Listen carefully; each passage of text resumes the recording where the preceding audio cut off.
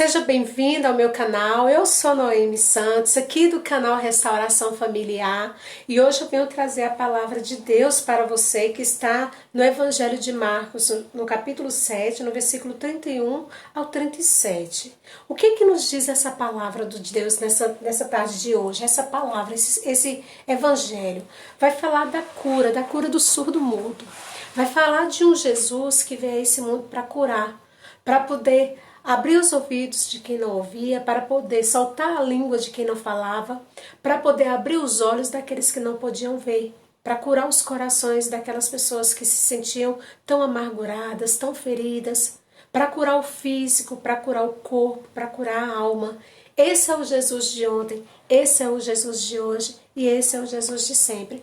Vamos prestar bastante atenção. Ele deixou de novo as fronteiras de Tiro e foi para Sidônia, ao mar da Galileia, no meio do território da Decápole. Ora, apresentava-lhe um surdo-mudo, rogando-lhe que lhe impusesse a mão. Jesus tomou-o à parte e, dentre o povo, pôs-lhe os dedos nos ouvidos e tocou-lhe a língua com a saliva. E ele levantou os olhos aos céus e suspirou e disse: Éfata, que quer dizer, abra-te. No mesmo instante, os ouvidos se lhe abriram e a prisão da língua se lhe desfez, e ele falava perfeitamente. Proibiu-lhes que dissesse alguma coisa a alguém, mas quanto mais lhe proibia, tanto mais publicava. E tanto mais se admiravam, dizendo: ele fez bem todas as coisas, fez ouvirem os surdos e falarem os mudos. Que palavra maravilhosa essa palavra de Deus para nós. Veja que Jesus, ele vem trazer a esperança.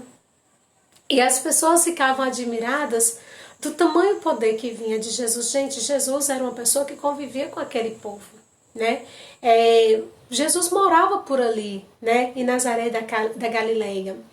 Então, de repente, depois de um tempo, o Jesus que eles tanto conheciam, que eles até chegaram a falar: mas não é esse o filho de Maria, o filho de José, e agora ele está curando, ele está libertando, ele está dizendo até que ele é o filho de Deus, o Messias. Esse Jesus que morava com os seus conterrâneos que estavam por ali, é o Jesus que ninguém dava nada, que ninguém acreditava, mas era o Filho de Deus. E podemos dizer que o Filho de Deus morou aqui, veio para a nossa condição humana. E por que as pessoas admiravam tanto o que Jesus fazia? Primeiro, gente, é porque nós somos muito acostumados, né, a ver as coisas naturais. Quando algo foge disso, a gente fica, né, estupefatos. Por exemplo, o ano passado houve o episódio lá daquele, como é que é o nome que se fala, meu povo? Negócio solar? Não sei, aquele negócio do sol, que a lua passou pelo sol. Você me entendeu? Então, houve aquele negócio que me faltou o nome.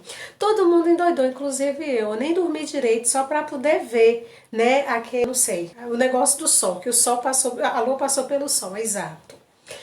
E foi aquele episódio, aquela coisa, todo mundo publicou nas redes sociais e tal. Por quê? Porque não é comum, né? Acontece, faz parte da lei da natureza, mas não é comum, não é todo dia que a gente vê a lua passando pelo sol e não é, né? Então imagine, vamos voltar cá para a realidade, né? Jesus veio ao mundo, um homem aparentemente comum, comia, bebia, caminhava, mas era Deus, ele não era como ele era Deus. De repente, esse homem, ele começa a curar. E as pessoas ficavam assim, sabe, admiradas, porque nunca tinha visto nada igual. Era o homem que curava o coxo. E gente, né, que sofria há muitos anos, que eles ali daquela cidade conheciam há muitos anos. Era quem andava, era aquele que estava ali à porta do templo, caído ali, porque não podia andar, era o outro que há tantos anos era cego, era o outro do lado de lá que não ouvia, não, sabe?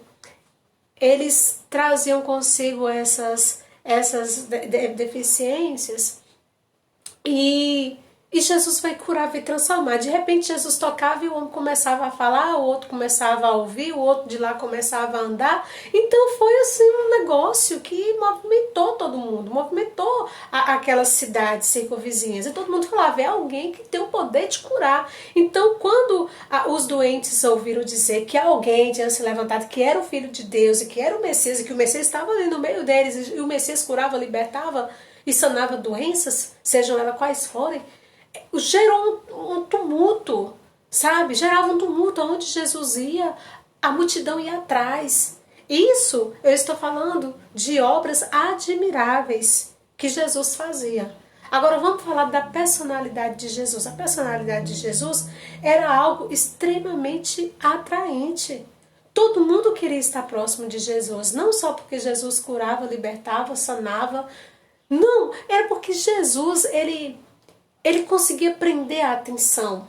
As pessoas quando olhavam para Jesus sentiam-se... Sabe aquele tipo de pessoa, gente, que a gente se sente bem ao estar do lado? Que você fala assim, eu me sinto tão bem estar aqui. Jesus emanava paz.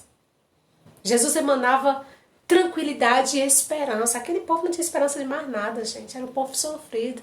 Se hoje nós estamos aqui, né, vivendo como nós vivemos, né, tendo, né, alguns benefícios garantidos por leis, alguns pingados. E olhe lá, imagine naquele tempo que não tinha nada disso. Imagine naquele tempo que o povo era muito oprimido. Então Jesus trazia esperança.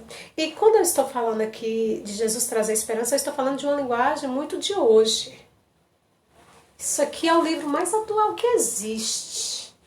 Então presta assunto. Isso aqui é o livro mais atual que existe. Toda dica de vida tá aqui, ó. Tudo que tu aprende no consultório de um terapeuta, né, como viver, como... Tá aqui, ó. Olha aqui o livro da terapia aqui, ó. Ó onde é que tá a maior terapia. Palavra de Deus. Palavra de Deus. Tem tudo que a gente precisa, gente. Tudo. E Jesus trazia essa esperança para os dias de hoje. Jesus falava de equidade, Jesus falava de modéstia, Jesus falava do bom comportamento, Jesus falava da honestidade, Jesus falava dos direitos, Jesus falava da responsabilidade emocional, que hoje nós não vemos, né? As pessoas hoje não têm responsabilidade emocional com ninguém, as pessoas hoje... Tá cada um querendo passar por cima do outro, e naquele tempo, há mais de 2000 anos atrás, Jesus já falava sobre isso. Jesus já era revolucionário. Ele revolucionava tudo, tudo. E então, Jesus vai caminhando por aquela região e ele vai para o lado de Sidônia, para o lado do Tiro, ali perto da Galileia, do mar da Galileia, né? E é ali na Decápole onde ele começa a curar. Ele começa a falar ao povo.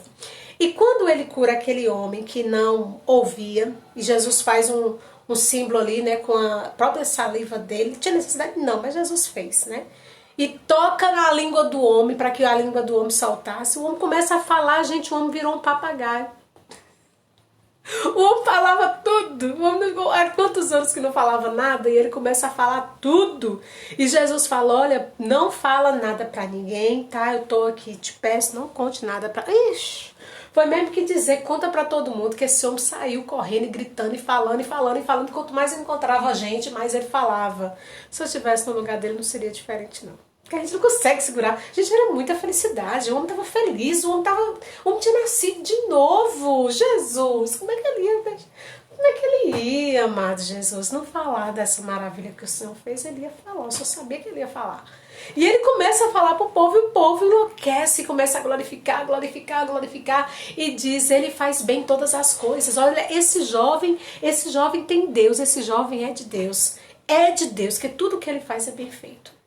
E é esse Jesus que traz cura, que liberta, ele não está lá atrás, ele não está no passado, ele está aqui. Ele entra na sua casa, ele olha para você, ele olha para a sua família, e é por isso que eu te falo, o que você precisa, recorra a Jesus. Peça a Deus em nome de Jesus. É o nome desse Jesus que tudo fez, é por meio da palavra tudo foi feito, que você vai conseguir tudo o que você precisa. Não deposite sua esperança em homem nenhum.